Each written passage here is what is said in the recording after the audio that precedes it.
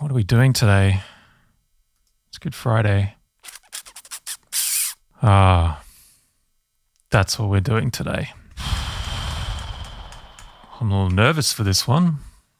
All right, we're going to tackle a pretty deep one today that comes from a personal experience I had, which has kind of stuck with me ever since. It involves us forever making excuses for why we're not seeing any real results from our music making sessions, or just getting frustrated with the process in the first place. I've seen mates from the past fall victim to this one, and it's painful to see. So here goes nothing. I hope this helps.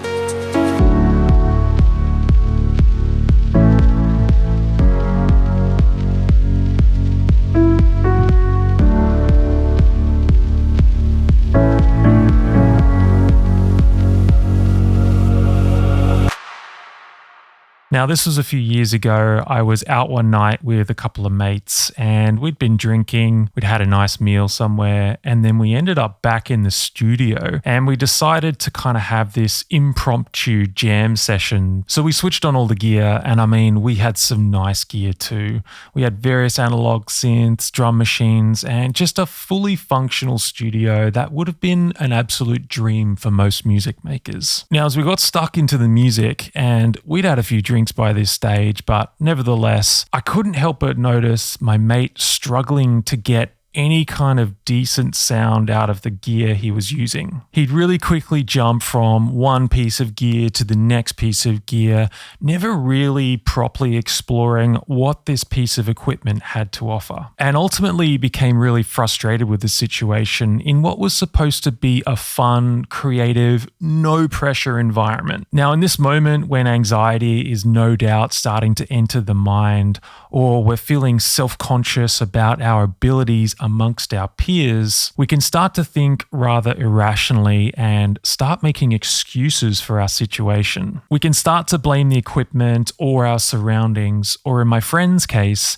that he didn't have any of his effects that would make the synth sound any good. It was somewhat embarrassing to watch this unfold as he sat there complaining about not having the right reverb or effects chain in order to achieve any level of satisfaction in the process of creating. Does this sound familiar to anyone?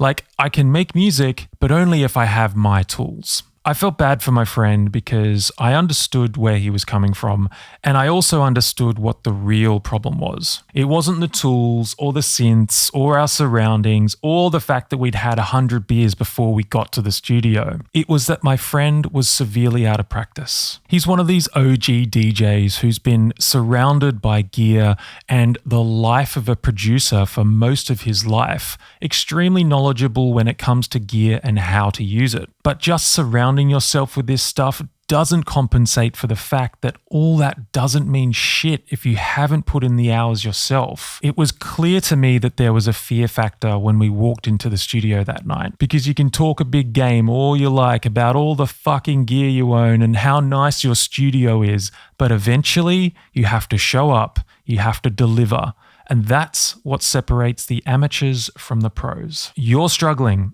I get it. We've all been there, and that's okay.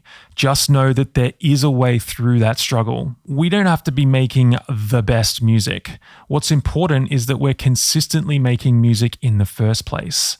And not just noodling on a synth for an afternoon. I mean focusing on all areas of the music making process. There's a great clip of Dave Grohl playing a kid's drum kit.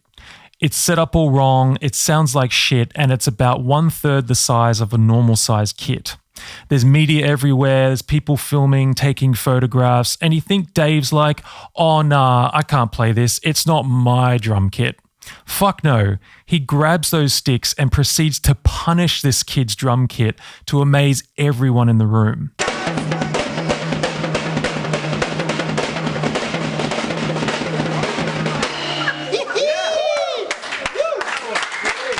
That's a pro. Things don't have to be perfect. In fact, they rarely are. Invite a little bit of chaos into your life and allow that to guide you through your journey. If you're forever caught up with this false idea that things need to be just right, or that the planets need to align in order for you to be able to create, then you are going to struggle with this for the rest of your life. Making music can be effortless, but only if you allow it. That's a pretty good quote. Making music can be effortless, but only if you allow it. I like that. You heard it here first, folks. Constantly complaining or bitching how we don't have the right gear, or hating on other people who may be a little further down the line than you are, the excuses we tell ourselves, the rationalizations we make, the truths that we choose to ignore. These are all indications that you've got a little more work to do and that you're likely compensating for that in other ways. Whew. All right, that was a tough one. Not an easy topic to dive into, and one that I hope people can resonate with, learn from, and grow from. As artists, we can choose to be in competition with one another, or we can choose to help one another.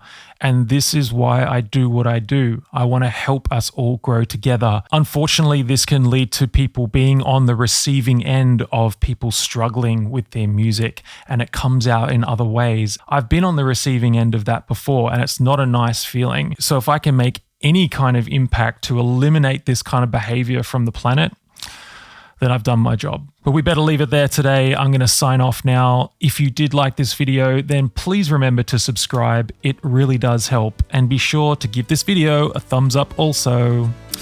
Until next time, keep creating. Bye for now.